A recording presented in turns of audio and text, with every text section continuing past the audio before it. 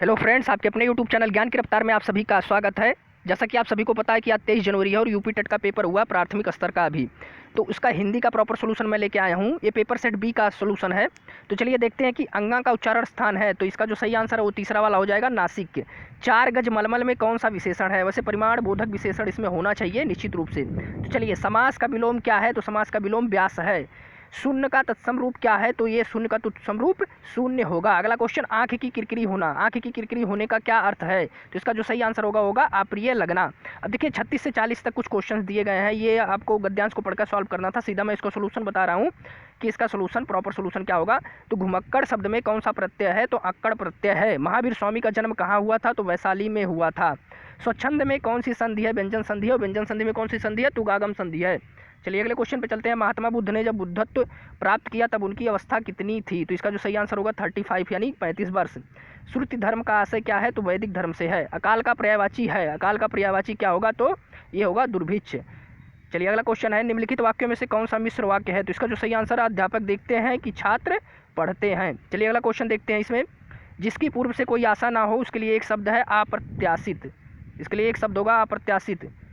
मुझसे उठा नहीं गया, इसका सही आंसर होगा, वाक्य में वाच्य बताना था तो इसका जो सही आंसर है वो भाववाच्य है। निष्कपट संधि, शब्द का संधि विच्छेद है, तो ये है निधन कपट यानी निष्कपट। अगला क्वेश्चन, इस देश में हिंदी भाषा का प्रयोग लिखने एवं बोलने में किया जाता है। बहुत सारे लोग पाकिस्तान लगा के आए होंगे, वैसे इसका सही आंसर मॉरिशस ही होगा। चलिए ऑप्शन नंबर 4 वाला मॉरिशस इसका सही आंसर है। सूरसागर किस भाषा की रचना है? तो ये ब्रज भाषा की रचना है। वीरों को कैसा हो बसंत कविता किसके द्वारा लिखी गई है? तो सुभद्रा कुमारी चौहान। खोबलड़ी मर्दानी वह तो झांसी वाली रानी थी, और वीरों का कैसा हो बसंत, ये दोनों उनके द्वारा लिखा गया। क्षेत्रीय में कौन सा विशेषण है? तो गुणवाचक विशेषण इसमें होगा। चौराहा शब्द में समास है, 4 राहों का समूह यानी कि द्विगु समास हो जाएगा। निम्नलिखित में मौखिक अभिव्यक्ति का रूप है? तो मौखिक अभिव्यक्ति, अब देखिए इसमें थोड़ा सा शुद्ध वर्तनी आंसु भाषण। आंसु भाषण क्या क्या मतलब दे होता है? देखिए आंसु भाषण जो तुरंत भाषण को बना दे मतलब भाषण बना के बोल दे। और शुद्ध वर्तनी मतलब बोल वर्तनी यदि आप करेंगे तो बोलना पड़ेगा। तो मौखिक अभिव्यक्ति की बात की जाए तो शुद्ध वर्तनी ही इसका शुद्ध वर्तनी मेरे हिसाब से। बाकी आंसु भाषण भी हो सकता है, देख लीजिएगा इसका सही आंसर क्या हो सकता है। चलिए हम अगले क्वेश्चन पे चलते हैं। हिंदी भाषा की बोलियां हैं, तो कितनी बोलियां? 18 बोलियां हैं। सामाजिक शब्द में मूल शब्द और प्रत्यय है, तो समाज प्लस इक।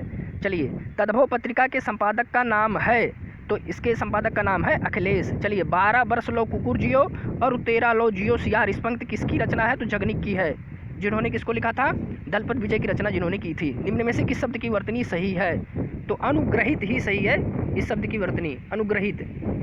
ठीक है, चलिए ऑप्शन नंबर 4 वाला, निम्नलिखित में से शुद्ध शब्द है पैतृक। ऑप्शन नंबर 2 वाला, सा ध्वनि का उच्चारण स्थान क्या है? तो तालु है। अत्यंत शब्द में प्रयुक्त उपसर्ग है, यानी कि इसका प्रयुक्त उपसर्ग होगा अति। चलिए, उपत्यका का अर्थ है, तो देखिए ये सूर्य जिस पर्वत के पीछे से निकलता है, इसका मतलब उदयाचल होता है। बहुत सारे लोग यही लगा दिए होंगे। पर्वत के पास की भूमि का मतलब होता है उपत्यका। तो दोस्तों, जैसा कि आप लोगों को पता है कि ये सारे आंसर आप लोगों को प्रोवाइड कर दिया हूँ मैं। जो भी 1-2 डाउट है उसको आप लोग देख लीजिएगा।